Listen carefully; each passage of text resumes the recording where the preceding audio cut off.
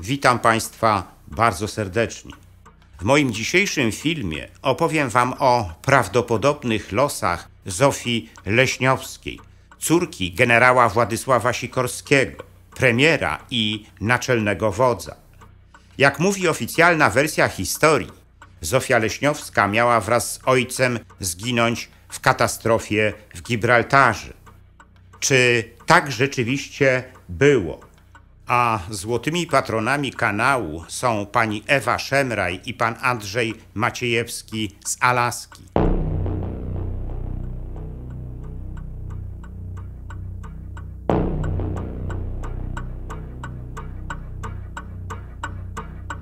Zofia Leśniowska była jedyną córką generała Władysława Sikorskiego, premiera polskiego rządu w Londynie i naczelnego wodza. Urodziła się w 1912 roku w Lwowie, w którym jej ojciec pełnił służbę w austro-węgierskiej armii. Jej dzieciństwo i młodość przypadły na okres I wojny światowej i odrodzonej Polski. Od najmłodszych lat poruszała się w lwowskim środowisku wojskowym, którego ojciec był ważną postacią. Nic dziwnego, że w 1936 roku wyszła za mąż za dobrze znanego ojcu porucznika Stanisława Leśniowskiego. Gdy zaczęła się II wojna światowa, Leśniowska wraz z matką pozostały w kraju. Ale w styczniu 1940 roku udało im się przedostać do Francji, do której wcześniej dotarł generał Sikorski, który został premierem emigracyjnego polskiego rządu i naczelnym wodzem. Gdy po klęsce Francji Sikorscy ewakuowali się do Wielkiej Brytanii, zaczął się nowy rozdział w ich życiu. Od tamtej pory Zofia Leśniowska była stale obecna w najbliższym otoczeniu ojca, pełniąc jednocześnie rolę jego powiernika. Generał Sikorski nie zabierał jednak córki w swoje podróże służbowe, ale zawsze słuchał jej rad. Po raz pierwszy postanowił zabrać ją w podróż w maju 1943 roku, gdy udał się na inspekcję polskich wojsk na Bliskim Wschodzie. Ta podróż, jak wiemy, zakończyła się 4 lipca 1943 roku katastrofą w Gibraltarze, w wyniku której zginął generał Sikorski i cała polska delegacja. Zginąć miała również Zofia Leśniowska. Jednak w przeciwieństwie do innych ofiar katastrofy, jej ciała nigdy nie znaleziono. W kolejnych latach, jakie mijały od katastrofy w Gibraltarze, pojawiały się informacje, które stawiały poważne znaki zapytania w odniesieniu do katastrofy w Gibraltarze i jej faktycznego przebiegu. Jednym z tych znaków zapytania było to, czy w gibraltarskiej katastrofie rzeczywiście zginęła córka generała Sikorskiego. Jak zatem było naprawdę? Czy możemy w ogóle odpowiedzieć na to intrygujące pytanie? Zacznijmy od najważniejszych wydarzeń, które były swoistym tłem katastrofy w Gibraltarze. Jak już Państwu opowiadałem w jednym z moich wcześniejszych filmów, 13 kwietnia 1943 roku Niemcy ujawnili zbrodnię na polskich oficerach w Katyniu. Sikorski po tym fakcie wysłał na Bliski Wschód generała Tadeusza Klimeckiego z misją przygotowania inspekcji armii generała Władysława Andersa. Naczelny wódz miał świadomość tego, jakie nastroje wywołała podana przez Niemców informacja o rozstrzelaniu tysięcy polskich oficerów przez Sowietów wśród żołnierzy Andersa i dlatego zamierzał spacyfikować te nastroje. Sikorski przed tą inspekcją otrzymał informację o rzekomo planowanym przez oficerów Andersa puczu przeciwko niemu. Liczył jednak na to, że sama jego obecność rozładuje sytuację.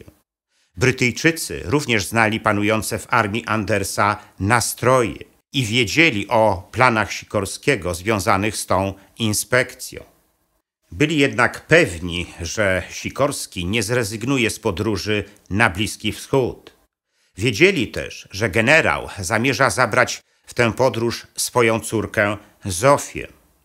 Brytyjski premier Winston Churchill kilkakrotnie nalegał na Sikorskiego, aby nie towarzyszyła mu córka w tej podróży, ponieważ strona brytyjska nie będzie mogła zapewnić jej bezpieczeństwa na wypadek ewentualnego puczu przeciwko niemu.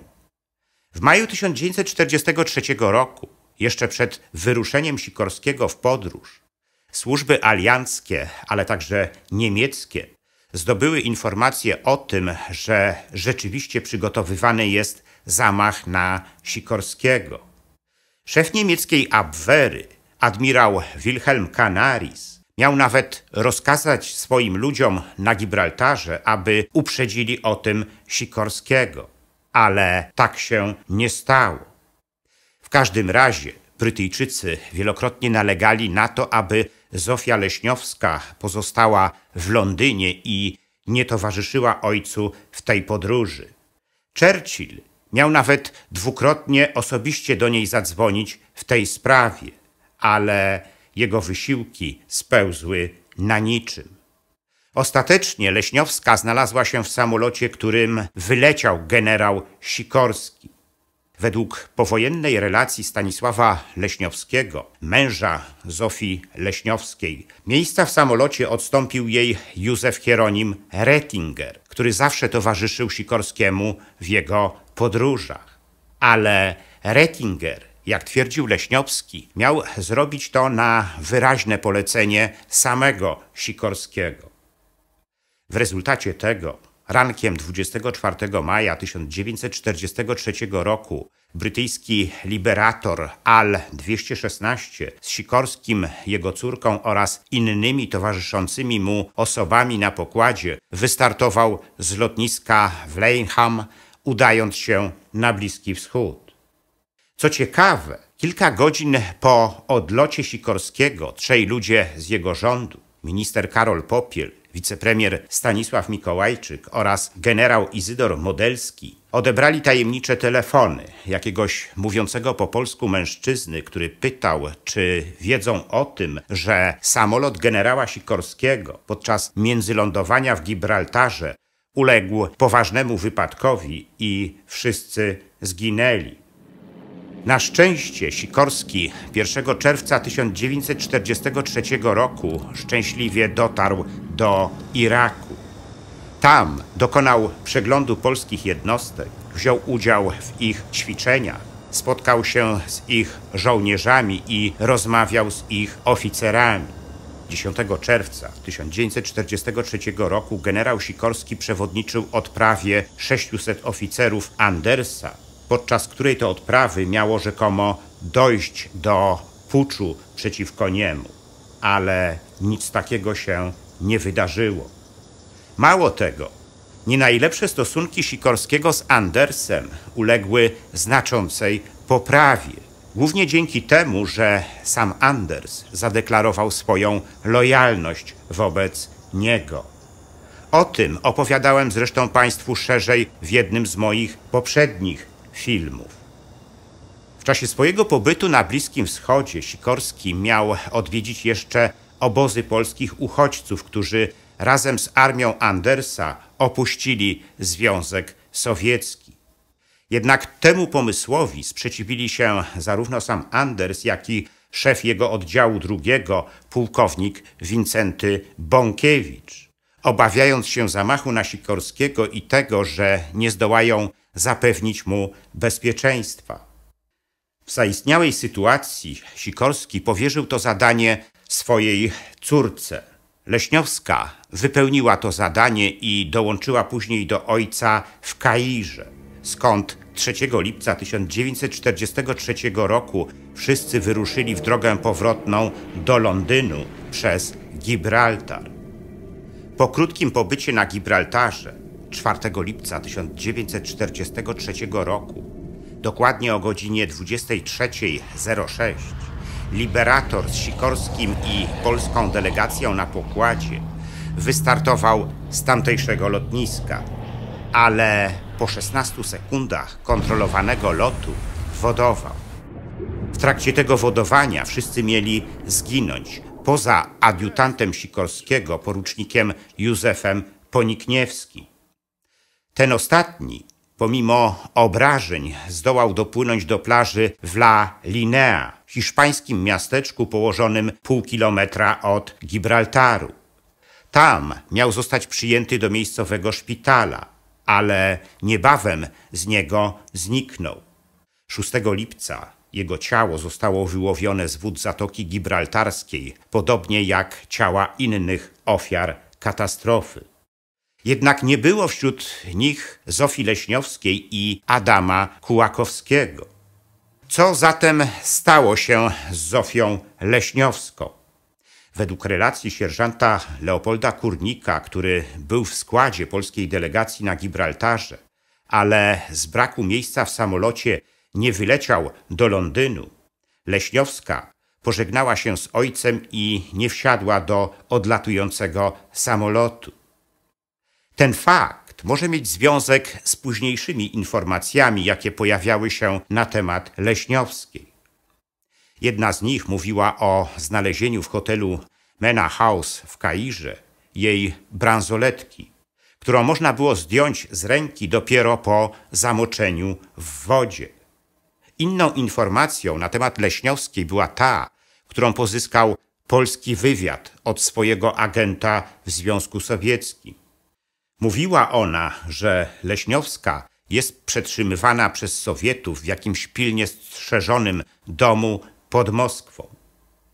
Polski wywiad miał wówczas zlecić porucznikowi Tadeuszowi Kobylińskiemu, Hienie, udanie się w tym celu z tajną misją do Związku Sowieckiego. I we wrześniu 1943 roku Kobyliński w towarzystwie 2 innych osób miał się tam udać. Po powrocie miał potwierdzić, że informacja o rzekomym pobycie Leśniowskiej pod Moskwą jest prawdziwa i stosowny raport miał złożyć wywiadowi korpusu Andersa w Anconie, gdzie później dotarł. Czy tak rzeczywiście było? Tego nie jesteśmy w stanie zweryfikować. W każdym razie istnieją mocne poszlaki ku temu, że Zofia Leśniowska wcale nie zginęła w czasie katastrofy gibraltarskiej, ale została przekazana stronie sowieckiej. Powstaje jednak pytanie, w jakim celu miałoby do tego dojść? Zacznijmy od tego, że generał Sikorski w czasie swojej inspekcji na Bliskim Wschodzie prawdopodobnie spotkał się z wysłannikami Stalina. To spotkanie nie doprowadziło jednak do porozumienia, ale jeszcze bardziej zaogniło nasze relacje z Sowietami, którzy mieli wysunąć kolejne żądania wobec polskiego rządu. Do takiego właśnie wniosku mogą skłaniać wypowiedzi samego Sikorskiego, jak i ministra Tadeusza Romera podczas przyjęcia, jakie miało miejsce 16 czerwca 1943 roku w poselstwie polskim w Teheranie. O możliwości zaistnienia takiego scenariusza pisały później różne tytuły prasowe, ale rankiem 4 lipca 1943 roku na Gibraltarze wylądował odwołany sowiecki ambasador z Londynu Iwan Majski, który wracał do Moskwy. Nie jest wykluczone, że Majski zaproponował będącemu wówczas na Gibraltarze Sikorskiemu wspólną podróż do Moskwy i rozmowę ze Stalinem. Sikorski tej propozycji miał jednak nie przyjąć. Spieszył się bardzo do Londynu, w którym nie było go od 24 maja. W zaistniałej sytuacji Majski zaproponował, aby do Moskwy udała się jego córka. I na taką propozycję Sikorski miał przystać, wierząc w to, że stworzy to szansę na odbudowę stosunków z Sowietami. Poprosił tylko Adama Kułakowskiego, aby towarzyszył córce w tej podróży. Ta wersja wydaje się być zbieżna z relacją sierżanta Kurnika, który jasno stwierdził, że Zofia Leśniowska nie wsiadła do samolotu Sikorskiego. Gubernator Gibraltaru, pułkownik Noel Macfarlane, być może po konsultacji z Londynem postanowił wesprzeć pomysł podróży leśniowskiej do Moskwy. Brytyjczycy zapewne nie chcieli pozwolić na to, aby Leśniowska po powrocie do Wielkiej Brytanii rozgłaszała, że ojciec padł ofiarą sowieckiego zamachu. Sowieci mogli zechcieć wyciągnąć od Leśniowskiej tajemnice dotyczące polskiego rządu w Londynie, które na pewno znała, ale mogli też mieć wobec niej bardziej długofalowe plany. Zdając sobie sprawę z tego, że poparcie dla komunistów jest w Polsce śladowe, być może zaoferowali jej rolę w budowaniu przyszłych polsko-sowieckich relacji. W końcu sam Sikorski dążył do ich odbudowania. Leśniowska zyskałaby więc możliwość wypełnienia politycznego testamentu ojca. Ta wersja wydaje się być racjonalna. Ale czy tak rzeczywiście było, tego nie wiemy. Nie wiemy również, co stało się z Zofią Leśniowską i czy rzeczywiście towarzyszył jej Adam Kułakowski. Odpowiedzi na te pytania zapewne kryją się w archiwach sowieckich służb.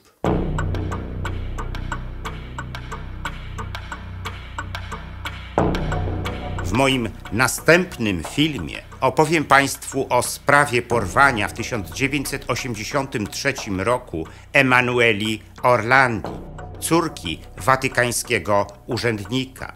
Dowiecie się, jak bardzo ta sprawa wiązała się z zamachem na Jana Pawła II, do którego doszło w 1981 roku.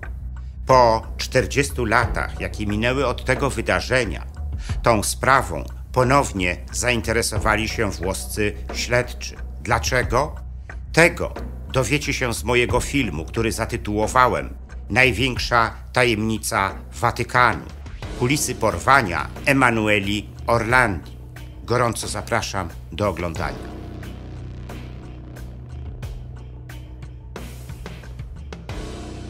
Dziękuję za liczne komentarze moich filmów i wpłaty. W sposób szczególny chciałbym podziękować złotym patronom, pani Ewie Szemraj i panu Andrzejowi Maciejewskiemu z Alaski, a także srebrnym patronom, wśród których są panowie Dariusz Kwoka, Grzegorz Łojko, Michał Rychwalski, Dariusz Wietrzykowski, Dariusz Czarnotta, Artur Drogosz, Arkadiusz Strykowski, Piotr Kos, Bartłomiej Biegała oraz Kongres Polonii Kanadyjskiej z okręgu Toronto, Stowarzyszenie Nasza Polonia z Australii i biosna.pl.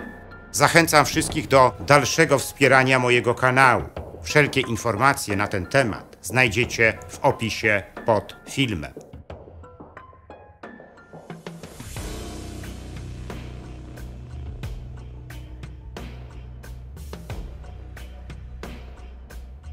Jeśli podobał się Wam mój film, udostępnijcie go znajomym, dajcie łapkę w górę i kliknijcie subskrybuj.